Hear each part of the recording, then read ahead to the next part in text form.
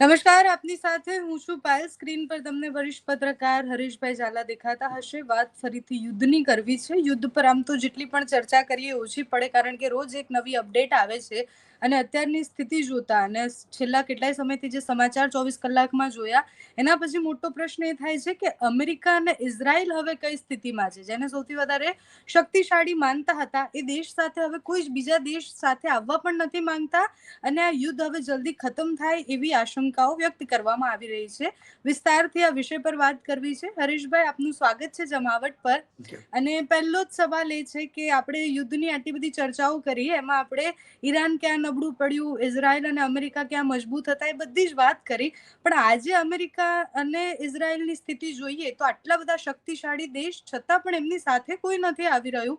અને જે નિવેદન હમણાં પણ આવ્યું, એટલે મેલોનીએ અત્યારે જે કહ્યું એ, કે પછી બીજા બધા દેશે સ્ટેન્ડ લઈને એવું કહ્યું કે અમે આ યુદ્ધમાં ભાગ નહીં આપીએ, તો સૌથી શક્તિશાળી દેશો અત્યારે હવે એકલા છે. બેન, એમાં એવું છે કે ગુજરાતીમાં એક કહેવત છે હમ કે હાથના કર્યા હૈયે વાગે. હમ હિન્દીમાં એને કહેવામાં આવે છે કે આ બેલ મુझे માર. હમ તમે જેવું વાવ્યું હોય ને એવું લણો.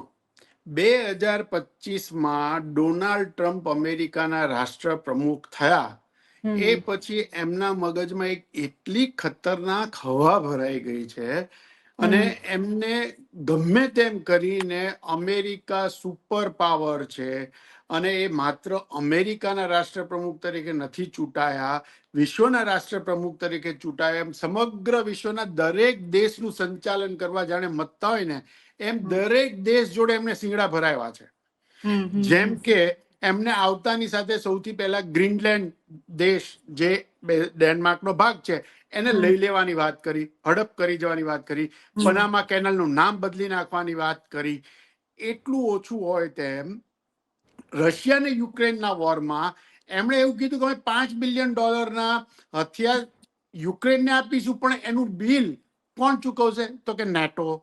ભાઈ, નેટો શું કામ ચૂકવે? ઠીક છે, નેટોને સીધી અસર થવાની છે, પણ કમાવ તમે અને એનું બિલ ભરપાઈ બીજા કોઈ કરે. અમેરિકાના હથિયાર ઉદ્યોગને ફાયદો થાય એટલે હથિયાર યુક્રેનને આપવાના અને બિલ નેટો પ્રદેશના જ ચૂકવે. બીજું, યુરોપિયન કન્ટ્રીઝના જે સદસ્યો છે એનું સતત અપમાન કરવું.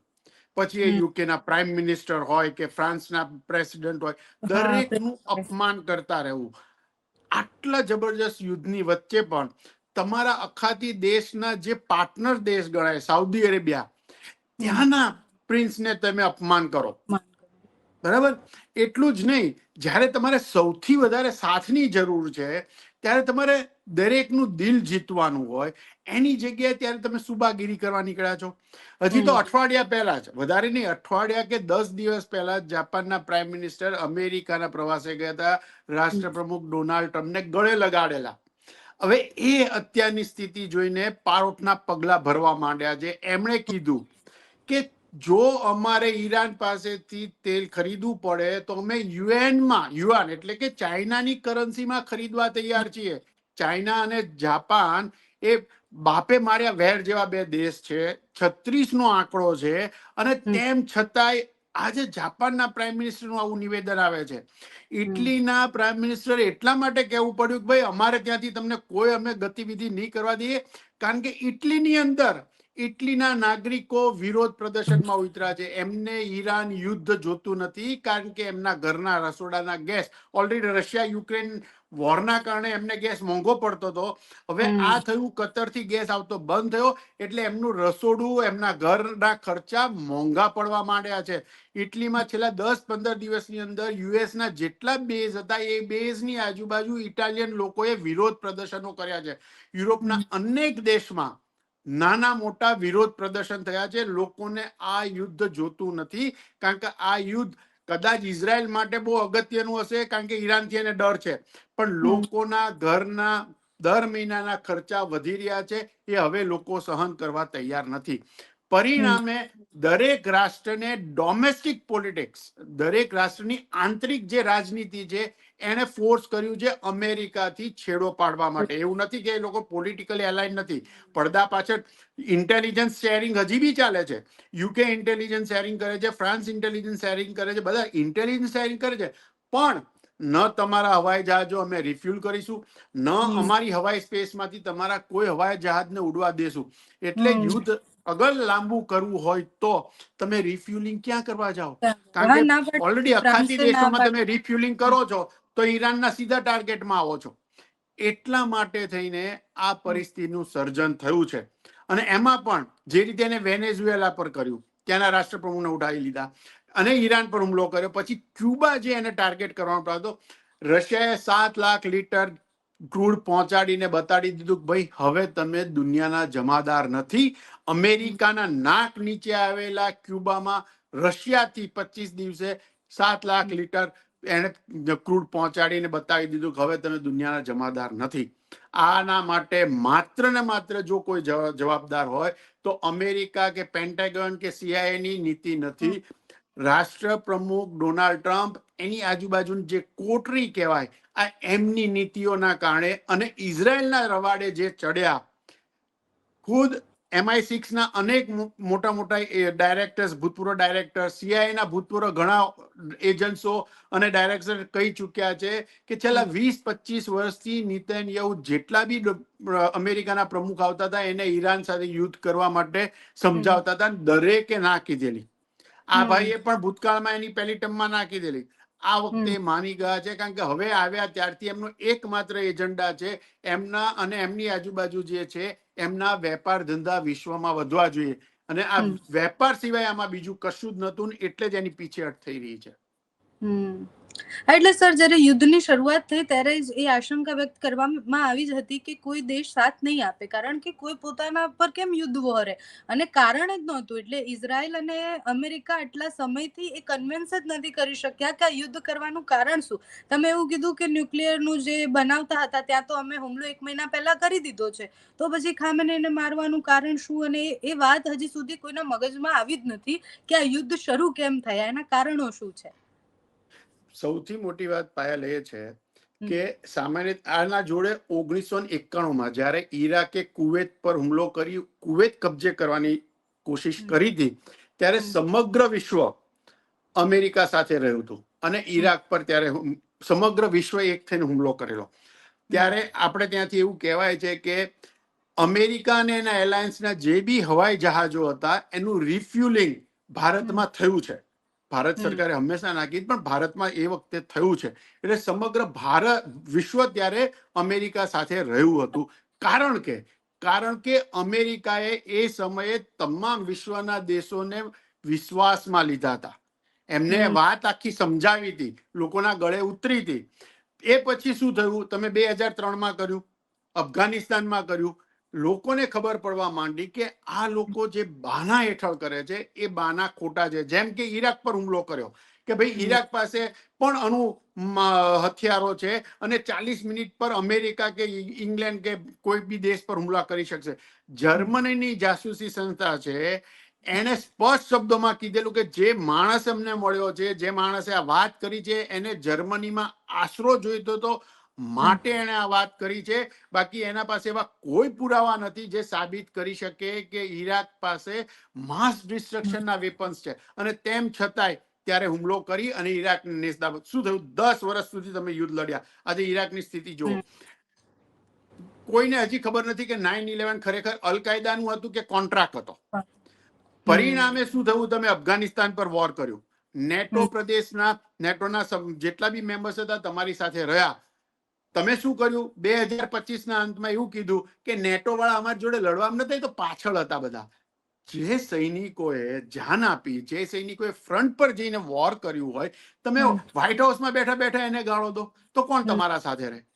તમે તમારા સદસ્ય અથવા તમારા સાથી દેશના રાજનેતાઓને મોઢું છુપાવવું પડે, અથવા તો એમને સ્પષ્ટતાઓ કરવી પડે, એમને રાજનીતિ જોખમમાં મુકાય, એમના દેશનો વિશ્વાસ જોખમમાં મુકાય. એવું તમે કરો તો પરિણામ પછી ભોગવવા જ પડે. એટલે આજે ડોનાલ્ડ ટ્રમ્પે જ્યારે પ્રેસ કોન્ફરન્સ કરી તો એવું કહી દીધું કે હવે ટૂંક સમયમાં તો અમે યુદ્ધ પૂરું કરી દેવાના છે, અમારો જે મકસદ હતો એ પૂરો થઈ ગયો છે. આની પહેલા ગઈકાલ સુધી એમના તેવર કંઈક અલગ હતા, એટલે રોજ ઉઠીને એ કંઈક તો નવું બોલે જ છે. પણ આખી લડાઈ ઇઝરાયલ અને ઈરાનની હતી, એમાં અમેરિકાનું આવવું અને અમેરિકાનો સાથ આપવું અને આખું યુદ્ધ એ ઈરાન વર્સિસ અમેરિકા હોય એવો થઈ ગયો. અને હવે અંતે ડોનાલ્ડ ટ્રમ્પે ભોઠવું પડવું પડ્યું, કારણ કે બધા મોટાભાગના નેતાઓએ તો એવું જ કીધું કે અમે આમાં તમારી સાથે નથી. બેન, ડોનાલ્ડ ટ્રમ્પનો જે આખો મુદ્દો હતો એ આટલો જ હતો. ડોનાલ્ડ ટ્રમ્પ સ્વાર્થથી ગયા છે ઇઝરાયલ જોડે. એટલા બી બેવકૂફ નથી કે ઇઝરાયલે ચડાવ્યા ને ચડી ગયા. એ કઈ પેલા આપણે કઈ આવું ઉદાહરણ આપીએ સારું ના લાગે, પણ વાંદરાને દારૂ પીને તમે ઝાડે ચડાવો જેવી વાત છે. આ રાષ્ટ્ર પ્રમુખ છે અમેરિકાના, એના પાસે બી 5-25 બુદ્ધિવાળા આજુબાજુ બેસે છે, પણ એનું આખું ધ્યાન હતું ઈરાનના ઓઇલ ઉપર. જેમ એને વેનેઝુએલાનું ઓઇલ કબજે કર્યું, એમ એને ઈરાનનું ઓઇલ કબજે કર્યું. વિશ્વમાં એના જે સંબંધિત વેપારીઓ ઉદ્યોગકારો હતા એને બેનિફિટ કરાવવાનો એકમાત્ર એજન્ડા હતો. એમાંથી એને પૈસા કમાતા, એટલે એ ઇઝરાયલની વાત માની ગયા.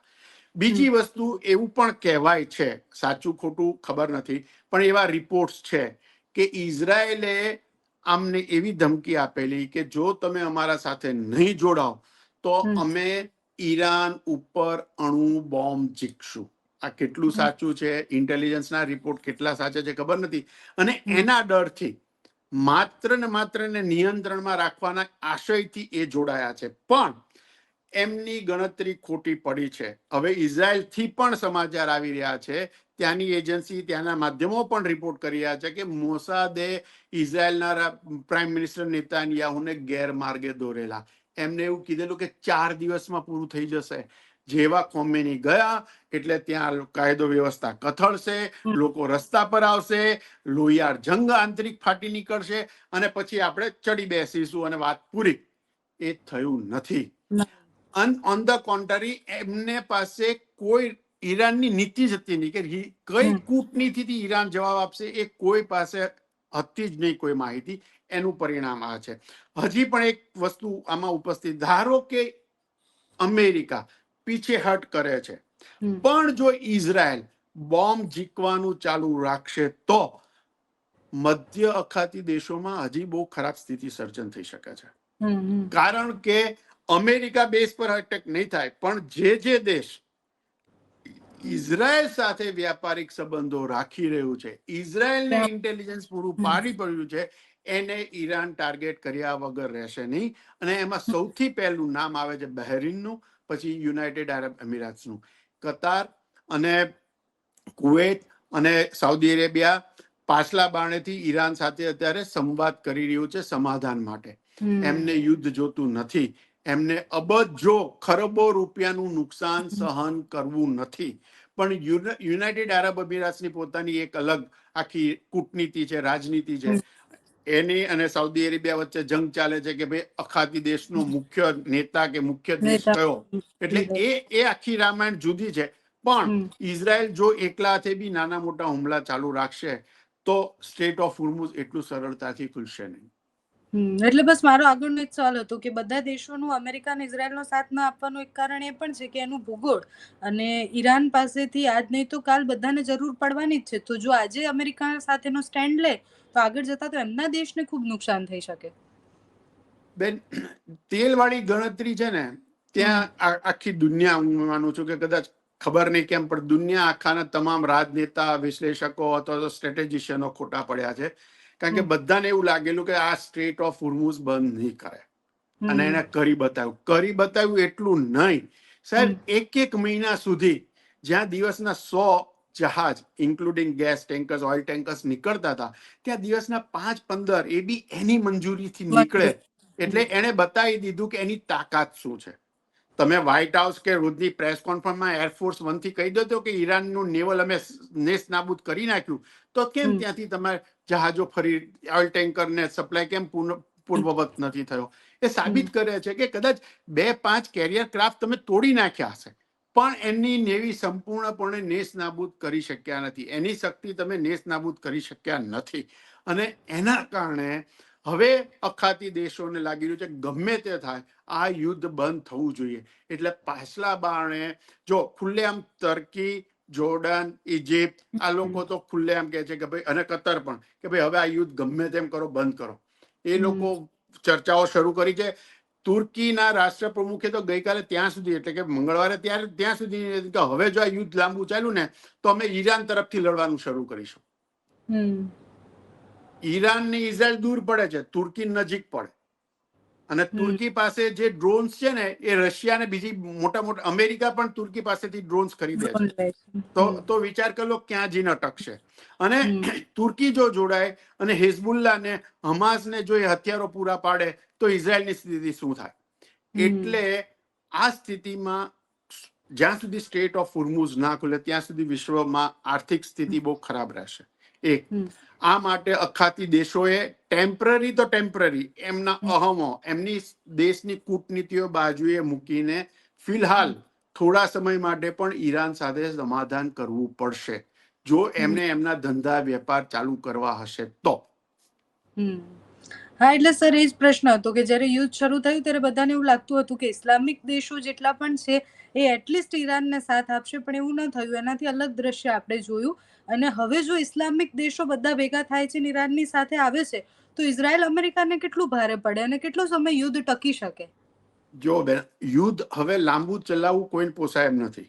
ઇઝરાયલ ગમે તેટલી હોશિયારી કરે, એના પાસે ઇન્ટરસેપ્ટર ખૂટી રહ્યા છે, અને એટલા માટે જ ઈરાનને પ્રિસાઇઝન એટેક છે ને આટલા સફળ થઈ રહ્યા છે. તમે શરૂઆતના પહેલા 10-15 દિવસના એના એટેક્સ જોઈ લો, એમાંથી કેટલા મિસાઇલ્સ ખરેખર ટાર્ગેટને હિટ કર્યા, અને છેલ્લા 10 દિવસના તમે જોઈ લો તો તમને ખ્યાલ આવશે કે હવે ઈરાનના મિસાઇલ્સ વધારે ટાર્ગેટ એચીવ કરી રહ્યા છે જે પહેલા નથી કરી શક્યા. મતલબ એના પાસે ઇઝરાયલ પાસે ઇન્ટરસેપ્ટર્સ ખૂટી રહ્યા છે. બીજી એક વસ્તુ, ઇઝરાયલ અત્યારે છે ને 3 પાંખે લડી રહ્યું છે. એક બાજુ તમે નોર્થ લેબનન પર એટેક કરીએ છો હિઝબુલ્લા સામે, હિઝબુલ્લા તમારા સામે જોરદાર ટક્કર આપી રહ્યું છે. નીચે તમે હમાસ જોડે લડી રહ્યા છો, અને આ બાજુ તમે ઈરાન જોડે. ઇઝરાયલના આઈડીએફના હેડે એની છેલ્લી સિક્યુરિટી કેબિનેટમાં બી કહી દીધું છે કે છેલ્લા 3 વર્ષથી આપણી સેના યુદ્ધ લડી રહી છે, માનસિક અને શારીરિક રીતે થાકી ગઈ છે સેના, અને જો આ લાંબુ ચાલશે તો અંદરથી જ આપણે તૂટી જઈશું. એ સ્થિતિ આવી છે. ઇઝરાયલ અને અમેરિકાનું શું થશે એ જરૂરી નથી અત્યારે. અત્યારે છે ને એક જ વસ્તુ જરૂરી છે દુનિયા આખી માટે, કે ટેમ્પરરી તો ટેમ્પરરી આ અખાતી દેશો જે મુસ્લિમ રાષ્ટ્રો છે એમાં ક્યાંય થોડા સમય માટે પણ સમાધાન થાય, સ્ટેટ ઓફ હોર્મુઝ ખુલે, અને ગેસ અને તેલ વિશ્વ આખામાં સપ્લાય પૂર્વવત બને. એ ના થાય તો 2026-27નું આર્થિક નાણાકીય વર્ષ સમગ્ર દેશ દુનિયામાં મંદી લાવવાનું સૌથી મોટું કારણ બનશે. છેલ્લો સવાલ છે સર કે આજની પરિસ્થિતિ જોતા, એટલે આપણે આખી ચર્ચા કરી જેમાં તમે કહ્યું કે હવે લાંબુ ટકી શકે એવી આર્થિક રીતના પણ એટલા મજબૂત નથી દેશ, અને ડોનાલ્ડ ટ્રમ્પ પણ હવે એવું કહે છે કે હવે 3-4 અઠવાડિયાનો ખેલ છે, બાકી તો ઈરાન એટલું પાછળ જતી રહ્યું છે કે એને 15-20 વર્ષ લાગશે ઊભું થતા. ઈરાનને કેટલો સમય લાગશે આમાંથી ઊભું થતા, અને એમાંથી કઈ સ્ટ્રેટેજી બહાર નીકળશે પોતાના દેશને ફરીથી નોર્મલ કરવા માટે? અને આમાં અમેરિકા અને ઇઝરાયલની જે સ્ટ્રેટેજી હતી આખા વોરમાં આટલા 31-32 દિવસમાં, એ ફળતી દેખાય તમને? બેન, સૌથી પહેલા તો ખુદ અમેરિકન સેનેટરો અને કોંગ્રેસમેન એવો આક્ષેપ કરી રહ્યા છે કે યુદ્ધ શરૂ થયું એ પહેલા ઈરાન ઉપર સેન્કશન્સ હતા, એટલે એને બ્લેકમાં એનું ઓઇલ ડિસ્કાઉન્ટના ભાવે વેચવું પડતું હતું. તમે યુદ્ધ શરૂ કર્યું અને એના ઉપરથી સેન્કશન્સ હટાવ્યા, એટલે જે ઓઇલ ઈરાન એક સમયે $35-40 વેચતું હતું બેરલ, એ હવે આજે $100-110 ઓફિશિયલી વેચે છે. એવું કહેવાય છે કે રોજના $20 મિલિયન એની આવક વધી ગઈ છે. એટલે આ ધારો કે એને એક અંદાજ એવો કહે છે કે $1 ટ્રિલિયન નુકસાન થયું છે. હવે એવી વાત આવી રહી છે કે જે પેલી અફવા હતી ને કે સ્ટેટ ઓફ હોર્મુઝમાં ટોલ બૂથ નાખશે, હવે સિરિયસલી એ વસ્તુ વિચારી રહ્યા છે કે આ કરી શકાય. અને જો એ થશે તો હું એવું માનું છું કે આર્થિક રીતે છે ને એ જેટલું પાછળ છેલ્લા 10 વર્ષમાં પડ્યું હતું ને એના કરતા બમણા જોડે 2 કે 5 વર્ષમાં આર્થિક રીતે સદ્ધર થઈ જશે.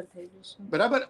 હવે વાત કરીએ અમેરિકાની. સૌથી વધારે માર છે ને ઇઝરાયલ કરતા પણ કે યુએઈ કે બહેરીન કરતા બી અમેરિકાને પડ્યો છે. અમેરિકા માટે એવું કહેવાય છે કે ઓછામાં ઓછા આ 1 મહિનામાં 50 થી 70 બિલિયન ડોલર ગુમાવ્યા છે. એમાં માત્ર નુકસાનીની વાત છે. તમે તમારી નેવી મૂવમેન્ટ, તમારા સોલ્જર્સ આર્મીની મૂવમેન્ટ, એ ઉપરાંત બીજા બધા જે ખર્ચા કર્યા એની વાત નથી. માત્ર નુકસાનીની, જેમાં તમારા હથિયારો ગયા, મિસાઇલ્સો ગયા. કારણ કે 50,000ના ડ્રોનને પાડવા માટે એમણે $2 મિલિયન ઇન્ટરસેપ્ટર વાપ્યા છે. એ આખી વાત છે. તો એના માટે અત્યારે સૌથી મોટી તકલીફ એ છે કે એના દેશની અંદર જે મંદી છે ને, એ મંદી વધારે વકરશે. કદાચ દેશની તિજોરીને એટલા માટે અસર ન થાય કારણ કે એને ટેરિફ નાખ્યા છે એટલે, અને આ દેશ આયાત પર નભે છે. ભલે મેન્યુફેક્ચરિંગ કન્ટ્રી હોવા છતાં આયાત પર નભે છે. એટલે જેટલી ચીજ વસ્તુ આયાત થાય છે બધા પર ટેરિફ લાગે છે, જે સ્થાનિક અમેરિકનો ભરે છે. એટલે ત્યાં મોંઘવારી વધશે. અને મોંઘવારી વધવાના કારણે ગયા રવિવારે જે નો કિંગ પ્રોટેસ્ટમાં લાખો લોકો આપણે જોયા ને, કદાચ એવું બને કે આ વધારે વિકરાળ સ્વરૂપ ધારણ કરે. એ ઉપરાંત મિડ ટર્મ પોલના પરિણામો અમેરિકાની રાજનીતિ નક્કી કરશે. હવે યુદ્ધ અને અમેરિકાની રાજનીતિ શું નક્કી કરે છે થોડા સમયમાં ખબર પડશે. Thank you so much sir, તમે અમારી સાથે જોડાયા, માહિતી આપી. ધન્યવાદ સર.